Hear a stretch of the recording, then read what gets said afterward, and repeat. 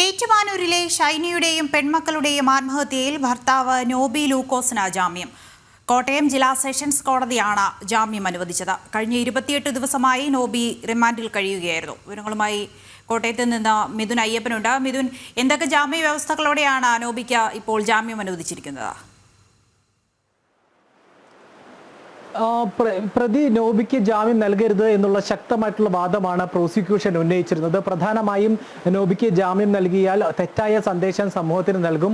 ഒപ്പം തന്നെ കൂടുതലും സാക്ഷികളെല്ലാം തന്നെ ബന്ധുക്കളാണ്. അതുകൊണ്ട് തന്നെ ഇവരെ സ്വാധീനിക്കാനുള്ള ഒരു നീക്കം, അതുപോലെ തന്നെ തെളിവുകൾ നശിപ്പിക്കാനുള്ള നീക്കം നോബിയുടെ ഭാഗത്തുനിന്ന് ഉണ്ടാകുമെന്നുള്ള കാര്യങ്ങളെല്ലാമാണ് പ്രോസിക്യൂഷൻ ശക്തമായി ഉന്നയിച്ചിരുന്നത്. ഇതിനു മുമ്പ് നിരവധി തവണ കോടതിയിൽ ജാമ്യാപേക്ഷയ്ക്കായി സമർപ്പിച്ചിരുന്നെങ്കിലും ജാമ്യാപേക്ഷ പരിഗണിച്ചിരുന്നെങ്കിലും എല്ലാം തള്ളുകയായിരുന്നു ചെയ്തത്. പക്ഷേ ഇപ്പോൾ ഒടുവിൽ 28 ദിവസത്തിന് ശേഷം ഇപ്പോൾ ജാമ്യം നൽകിയിരിക്കുകയാണ്.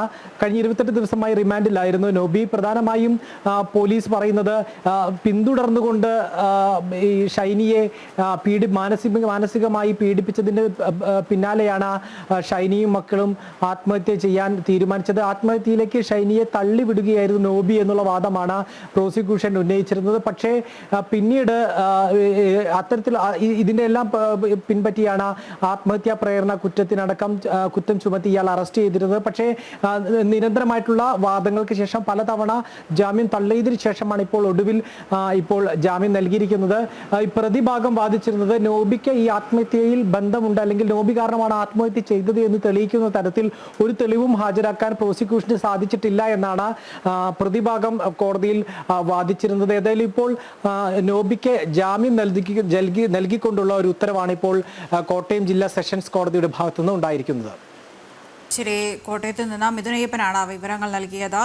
ഏറ്റുമാനൂരിലെ ഷൈനിയുടെയും 2 പെൺമക്കളുടെയും ആത്മഹത്യയിലാണ് ഭർത്താവ് നോബിക്ക് ഇപ്പോൾ ജാമ്യം അനുവദിച്ചിരിക്കുന്നത്.